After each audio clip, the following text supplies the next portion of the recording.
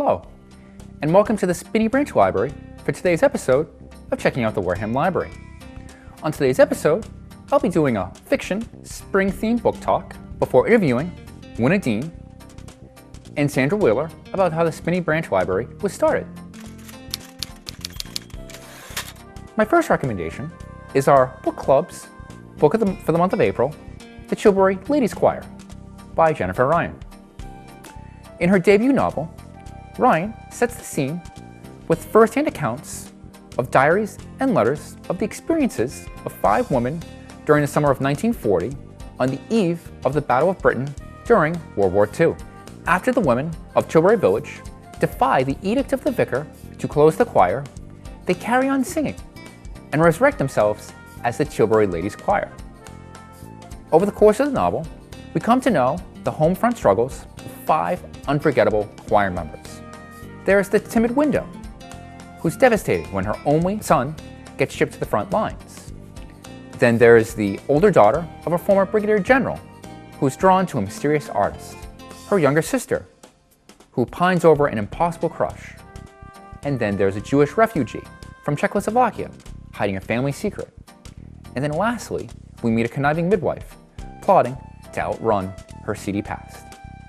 If you're interested in joining the Friday Fiction Book Club, we meet here at the Spinny Library in Onset at 4:30 p.m. on the 3rd Friday of the month. After the women of Tilbury Village defy the edict of the vicar to close the choir, they carry on singing and resurrect themselves as the Tilbury Ladies Choir. Over the course of the novel, we come to know the home front struggles of 5 unforgettable choir members. There's a timid widow, devastated when her only son gets shipped to the front lines. The older daughter of a former brigadier general, drawn to a mysterious artist. Her younger sister, who pines over an impossible crush. There is a Jewish refugee from Czechoslovakia, hiding a family secret. And a conniving midwife, plotting to outrun her seedy past. The second book is The Fall of Marigolds by Susan Meisner. The book first takes place in September 1911, where Nurse Clara Wood's lover fell to his death in the Triangle Shirtwaist Factory fire. While caring for an immigrant with a high fever, she becomes intrigued by the name embroidered onto the scarf he carries, and she finds herself caught in a dilemma that compels her to confront the truth about the assumptions that she's made. The book flashes forward 100 years later to September 2011. Taryn Michaels, a single mother working in a fabric store, notices a long-lost photograph in a national magazine, and she relives the terrible day when her husband died in the World Trade Center attack 10 years ago in September of 2001. But a chance at reconnection and a century-old scarf may open Taryn's eyes to the larger forces at work in her life. Read this incredible novel that connects 2 women touched by tragedy through a beautiful scarf. This book has been critically acclaimed and is highly recommended by both Kirkus and Booklist. Our final selection is The Great Alone by Kristen Hanna. After Ernst Albright, a former Vietnam prisoner of war, loses yet another job, he makes the impulsive decision to move north to Alaska. When Cora, Ernst's wife, and Lenny, his daughter, move with him to Alaska, things seemingly appear to be an answer to their prayers. The long, sunlit days and generosity of the locals make up for the Albrights' lack of preparation and dwindling resources. But as winter approaches, Ernst's fragile state of mind slips and the family begins to fracture. The perils outside pale in comparison to the threats from within.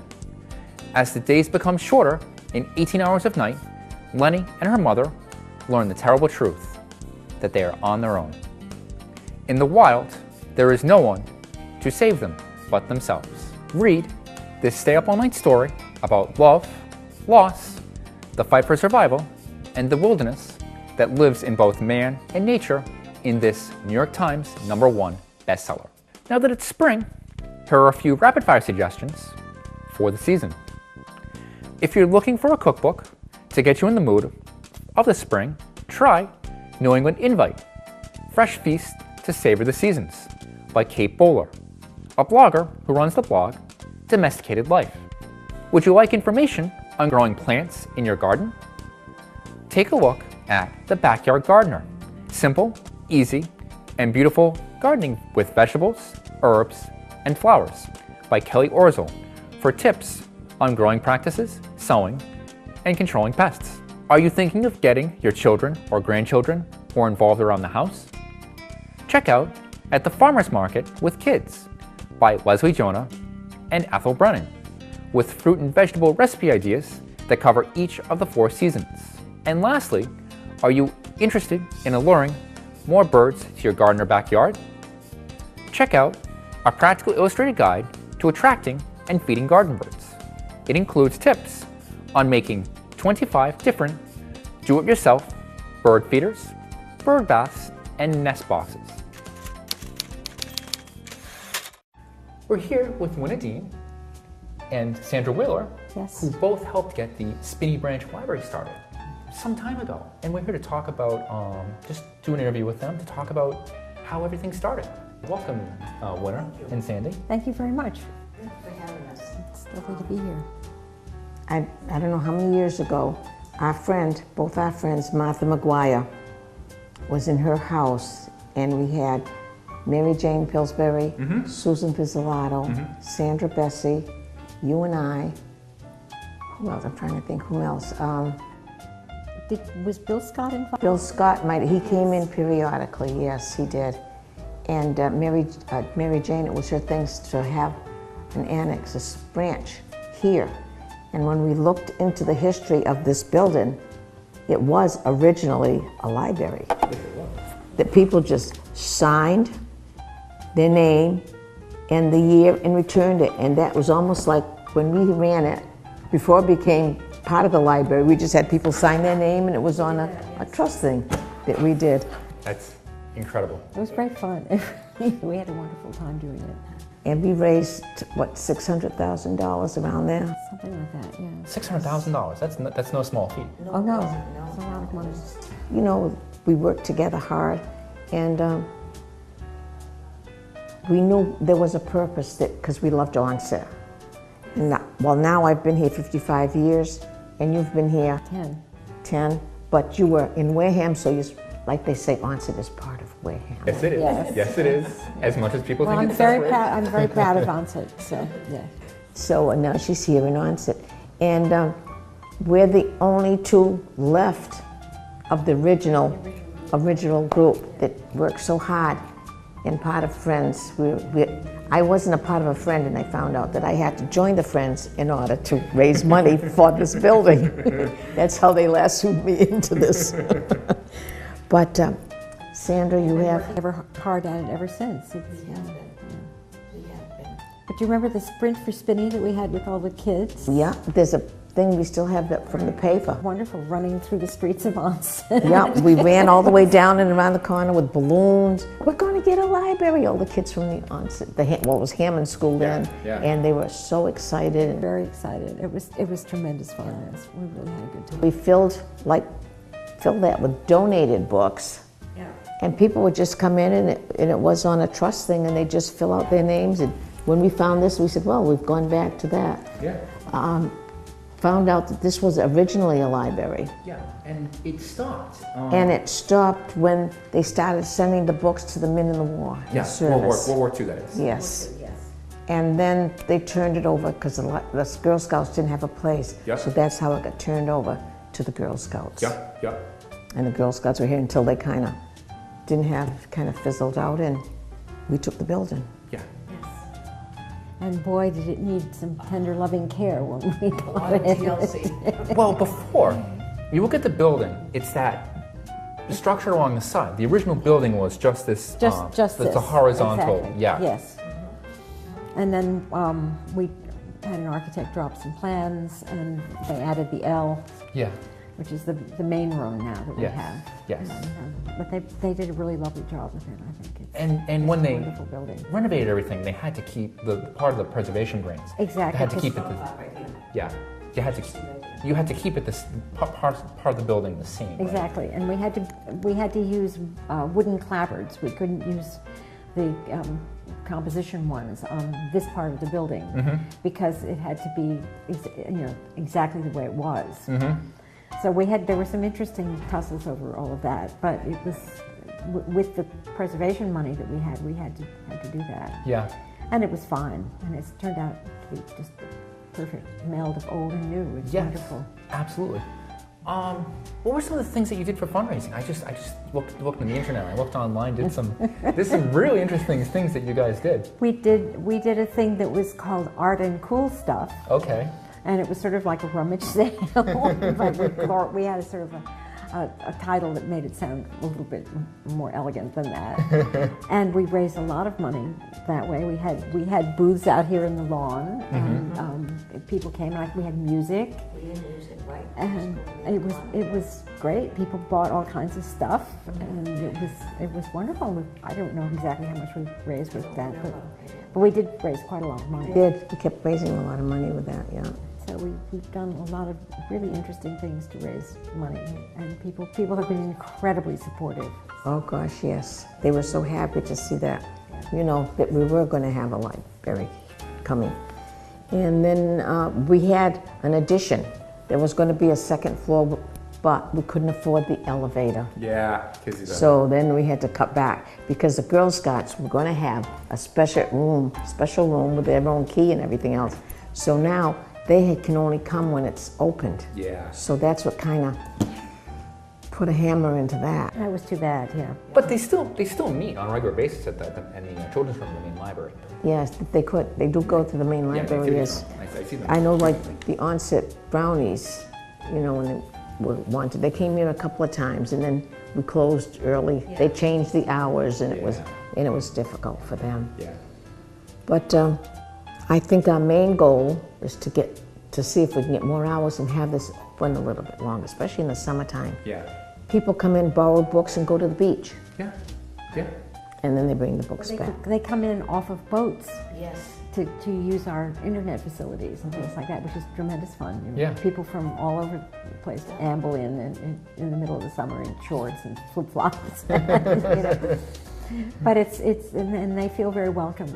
It's just a nice place to be, and if we could get more regular hours, it would be lovely. Yes. Yeah. A friend of mine dropped in yesterday, and he asked me how Spinney was doing and when was it ever open? And I said, well, we have many more hours now than we used to. So yes. Keep your eyes open, and you'll see that we are open quite a lot, actually. Yes. So. This library has really meant a lot for this community since it's been open. It has, yeah. And it provides a nice facility for meetings and just for people to come wander in and see people. It's just very, very welcoming. Yes. Because it was done with a lot of tender love. Like the wall, everybody says, oh, that color's so pretty. They don't know the story behind this color of this wall. I read this online. It was clamshell, isn't that right? It's called clamshell. Oh, clamshell. And I picked it out. With all these strips, and we had all different colors. And this one got this many votes, this one got this many votes. But we did everything together because there was so much love in getting this building. And we had a lot of fun doing it, too. Yeah. So that was great. Yeah. And that came from the original building. Yep. The Girl Scouts, that came from the original building. Yeah. And when we had open house, Susan Gifford came in with that key that day and handed it to us when we had the... Oh, we sold bricks for Spinney too. Yes, we still have the bricks. Yes, and we just thanks to Sandra, which was the initial. We hired somebody to do the landscape, and Michael Rodriguez, who does this. Yes, that's his business. Yeah. And he came and he raked the leaves off, and he said he's going to wait till it comes in. He's going to do that, and we're going to set all our bricks. Big pad out front here instead of going up here and making them all over the place. Okay. And I think they'll be more visible, and they're still available. Yeah. Yes, indeed. How much are they? Still available. I think they're $125. They were Okay. 125. And one year I gave everybody on my Christmas list a brick. So my family and friends are well represented. But it seemed like a nice thing to do, and everybody was very pleased. And we still have people that come back and said, my father bought a brick. well, where is it? And I said, well, you gotta go look for Rick, you know, like that. So right now it's getting into the second generation Yes. from like that. So that's a nice thing. So tell me how you're still involved with the Onset Library and with the Friends group. Couldn't escape. First opened, we had daycare come, right?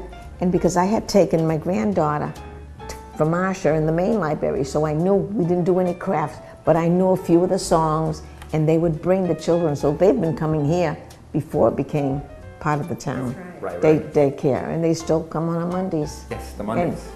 And it's a pleasure when they see you and they'll say, that's the library lady. You know, you say, hi, they go, that's the library money. Yeah. And it makes you really feel that what we're doing is worth it. Well, the Head Start kids come every Monday, and that's just wonderful for them because they love being in the library, and we give them books at the end of their session, and they're very excited about that. And it's wonderful. And the books are all donated books. Yes. And they just, sometimes we have fist fights over who's going to get which book. But they really are into getting their very own books, which is amazing. It's wonderful. Yeah. Good for them. Absolutely. And like a lot of times, like the first time we did this, we asked the teacher if it's okay, you know, they can have it. We'd get the leftovers from the book sale. You know, I'll pick the ones because he's a young one. And he said he held a book, I think it was Thomas the Tank. Thomas the Tank Engine. And he held it like this, and he says, it's mine. I can keep it. I can take it home. Yes, you can. Oh, thank you, Miss Winter. Thank you. He said, it just brightened my day, you know. That's awesome. It's things like that, and so it's been worth. So we've stuck it out, but it's still fun. We really love being here. So. And if we're not able to make it, we have, you know, someone to come in. Sandra and I have very rarely are we both out at the same time. Right. But we've been doing it like long before Marsha came in. It's nice to see both of you just, you know, get your hands dirty and with the crafts and the toys and the musical toys that they do. Oh, it's just a joy to see, I have to say. And that's our next generation of library patrons. Yeah. That's very important. Yes, absolutely. Literacy and It's so important. and really just that component of education in, you know, just telling a story and telling a story through music or any of that kind of thing. And it's painless. I mean, they're learning a lot, and without realizing that they're learning it, which is great. They're having fun and enjoying themselves. And they also feel that the library is a fun and welcoming place for them to be. And I think that's very important. And that's the thing about this Onset Library, this Spinney Branch. I've always, you know, I've been here a short time, but anytime I've walked in, I just feel welcomed. Just you walk through a door and you're like, wow, this is really nice. Yeah, it really. And we have a lot of families that have been attending. Yes, the book, the story. All the families are welcome to come in, you know, along with the Head Start kids. It's not just the Head Start kids. We have sometimes 4 and 5 families that come. Tell me about some of the things that the Friends Group's going to be involved in over the next year. Well, the next thing is we have a book sale coming up next week. And then there's the duck race. Yes. On Memorial Day weekend. Yep, the Sunday of Memorial Day. Yeah, the Sunday of Memorial Day, and that's always an absolute hoot. Yeah. People buy their little ducks for what, $5, I think, and they decorate them, and each duck has a number, and we register all the numbers for the race, and then they take them up to hone it and release them in the pond up there down the chute, and they all come. Some of them flip over and get caught in the leaves and the twigs. And we have music and we have games. Yeah, and it's a lovely day. Last year was freezing cold, but right. We can only hope that this year will not be freezing cold. Right, we've been very lucky with the spring so far. It's been pretty warm out. Yeah, that's a big one, and we have of course book sales every month. Yes, which is really important. It's really and that does help the library quite a bit. Yeah, we usually raise well over $1,000 each month. Yeah. Sometimes the last book sale was well over $2,000. That's nuts. That's crazy. Which was amazing. When you figure it's just $1.25 and $1 book. So a lot of books pass through there. It's extraordinary. The volume is amazing. Yeah. And people donate books to us, and then we recycle them. Yeah. And a lot of people that buy them, you'll see them, they bring them back so we can sell them again. Yeah. Yeah, the Friends are very active, and one of the most important funding groups for the library. Yeah. It's, What are some of the things that the Friends pay for? books, Yeah. equipment, I think. Yeah. Whatever we're asked for, we Yeah. generally try to pony up. And, Yeah. So it's very important. We have all kinds of fundraisers. There's a play that that's the foundation. The foundation does that, that, yeah. So that's going to happen in October. Yep. Y'all remember the foundation, right? Yes. I used to be, but I was overloaded, so Yeah. I couldn't do that. And you were a trustee at one time also, right, Sandra? Yeah, so Sandra's done all three. Yeah. Yeah. So I've always been very, very involved with the library. Yes. I just think libraries are the best things in the world. Yes. So, Absolutely. And if someone wanted to join the Friends group, how do they go about doing that? well, we would tell them when the next meeting is, Yep. and encourage them to come. Yep. And they don't have to do anything; they just have to show up, and that's pretty much it. Yeah. And during the book sale, there's applications that we keep right on that table that they can fill in. Yep. And welcome, welcome, welcome. We'd love to have you. The more the merrier. It's a good group. It's a nice group of people, and very interesting. And it's very, very pleasant to work with all of those people. Absolutely. Anytime I come across anybody from the Friends, they've always got bright, shiny smiles. Yeah, they're nice people. Just enthusiastic about the library. Yeah, well, we all are. And there are several groups that contribute to the well-being of the library. Yes. And it's very, very important to have that, since we seem to have problems with the town funding. Right, of course. And that's, just the way things are. It's the way things are. Just the way things are.